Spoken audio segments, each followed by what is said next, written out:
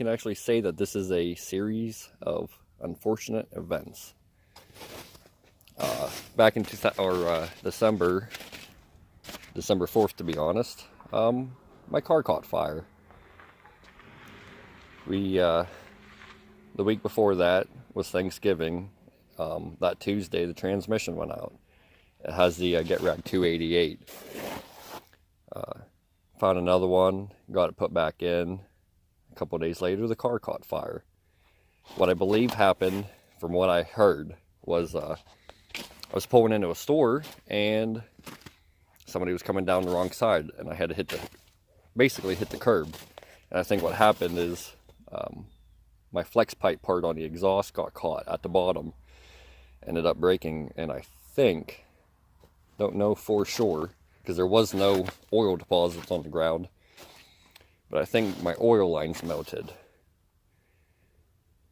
But we're going to try and redo this car. My wife says I should get rid of it. She don't feel comfortable even if I do get it up and running again, which, I mean, it runs and drives. I have no boost. I just don't know what the extent of the fire damage is. On top, there is a little bit of damage, but you can't see. It's just heat marks on top of the hood, but it's covered with ice right now, along with everything else around here. Everything is just snow and ice. It's wintertime. This is a 2003 PT GT. The motor is actually an 04. I do have the Stage 1 SRT4 tuning. The only damage that I can really see right now, my vac lines, which I just replaced. They were hacked, botched, whenever I first got the car. Couldn't really find anything near me. Junkyards don't have them. The PT GTs are kind of hard on my side, especially for the junkyards. If you do find them, the parts are all gone. But the guy I got the transmission from, he actually had the rubber line, or the plastic vacuum lines. And now I need new. But I have an idea for that. I don't think I'm going to go back to plastic. I have an idea. Just depends if it works or not. I am going to need another air filter and tube. I think I'm going to go aftermarket for that. Down there, I can guarantee it's got to be melted at the turbo. The white powder stuff is fire extinguisher. From the first sight of smoke to the fire being put out, it was give or take 20-25 seconds. I had it out. And the sad thing is my kids were with me, and I was more terrified for them. I don't want anything to happen to my kids, but I'm bound and determined to redo this car. I just got the blow-off valve functioning correctly after finding there's a bunch of springs on the inside, and I didn't know that. I got everything routed. At that point in time, it was all routed correctly. I didn't even get the front bumper put back on right after I did the transmission. I just started doing this. And as soon as the transmission was in, all the fluids were good, everything was tightened, torqued, started, make sure there's no sounds or rattles. That was the end of it. And a couple days later, she caught fire.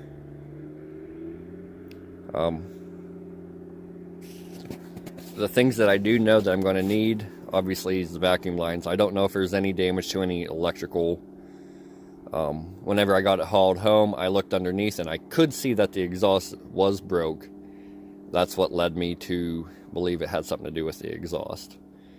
Even when I hit that curb, obviously when the exhaust breaks, your car's going to get louder, especially since it was up front here at the back of the motor. That's really my only information that I have that I think would have caused the fire. Until I get it into the garage and we can together go over it. I guess me go over it and you guys watch if you watch.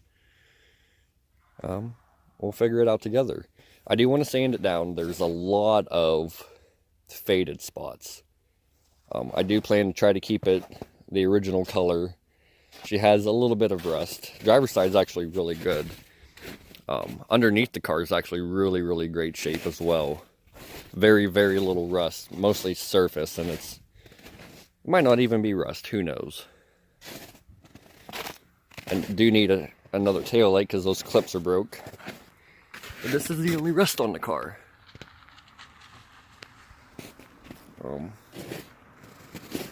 The car would have started and ran. It was running whenever I shut it off, whenever I seen the smoke. And it was actually a really beautiful day.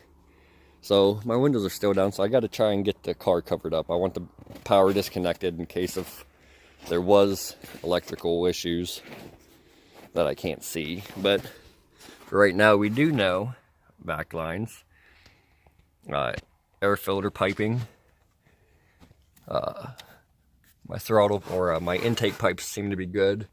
I don't think there's any damage down below. I even had this transmission, I wire wheeled it and got it all cleaned up right when I put it in too. Over the course of time, if the car's worthy, which I think it's going to be worthy, I want to put a new power steering pump on it because this one does have a little bit of a leak. I'm going to need to get a couple pieces for my washer fluid lines. Down here, that's all charred. Yeah, you can see some of the charring on the hood. I don't know if you can in this light. I can't wait to get the garage organized a little bit and get it in. But I'm also waiting for parts for my other vehicle. But I'm hoping to do better editing as time goes on. Video quality, it'll probably be shitty, so I apologize. I'm going to try. I have a second person that wants to help and just kind of wants to view, just be part of it, really. So they'll be able to do the camera and maybe do some work if they want. Future plans for this car, obviously, like I said, the power steering pump. I want to redo the motor mounts, put new motor mounts on it. It's already got polyurethane bushings already for the suspension.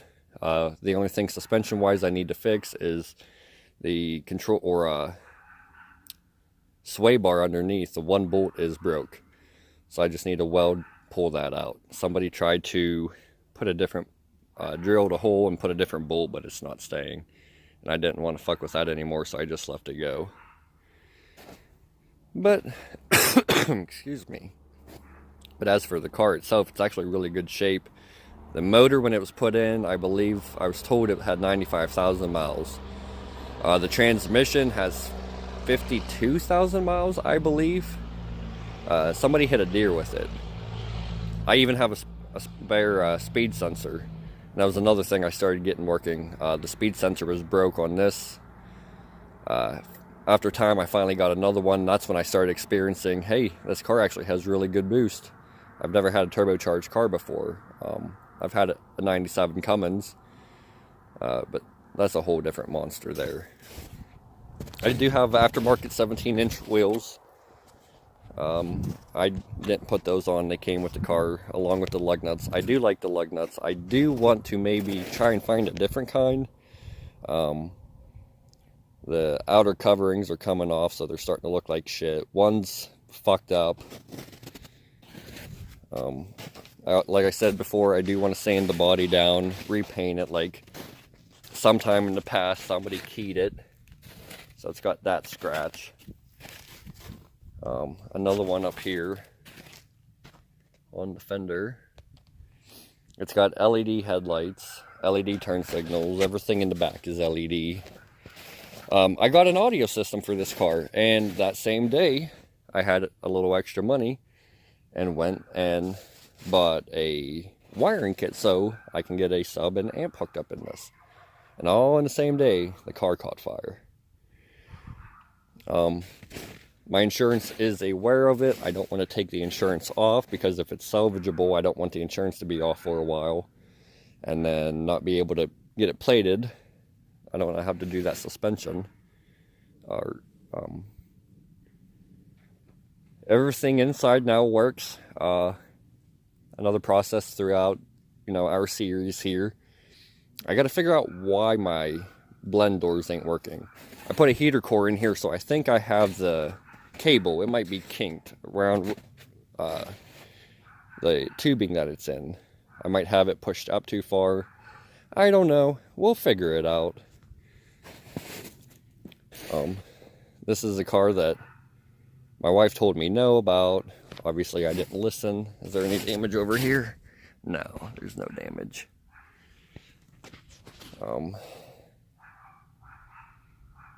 But it's going to be a car that me and the kids, we can do together. You guys, whoever watches, likes, subscribes, you can experience this with me. Maybe somebody has actually gone through this before. There's a guy out there, his channel's called Channel CGE. He does a lot of PT Cruiser videos. He has a GT, he's got a couple base models. His stuff's really cool. I actually really do enjoy watching him. When it comes to the building PT Cruisers or just working on it, like, I love his stuff. Some of the stuff he's done that I haven't done, but I've done with other vehicles. Great guy. I believe he's from, we'll just say he's from Mexico, but he's just a tad north of me. But he's really cool. He loves the PT Cruisers. He's had a few of them. He's got videos up. Check them out. I do have an Instagram. It's Kevin Sleece, whatever my main YouTube name is. I tried changing my YouTube name to Turning Over Garage, because I had a couple ideas for doing these videos, how I wanted to make them fancy, have cool editing, but I don't know. I'll figure it out. Maybe if somebody knows how, leave a link in the comment. But right now, what I want to do is I just want to figure out how bad the fire damage is, see what needs replaced. Maybe put something out there, you know, hey, I'm looking for these parts. If anybody has them for sale, decent price, let me know. This is going to be a slow build. I have a couple months. I'd like to have it done completely over winter, but there's a few modifications that I really do want to do. Maybe go stage 2, or get better wastegate, big stock wheel turbo, maybe a different blow-off valve. Don't know. We'll see how far we get.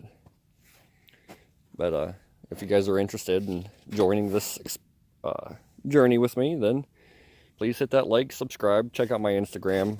It's Kevin Sleece, or PTGT SRT4. I don't know how that stuff works. Not really into social media, but I like to follow and see what other people are doing, so I figured do one for myself as well. But that's all for today's video. We'll see you next time.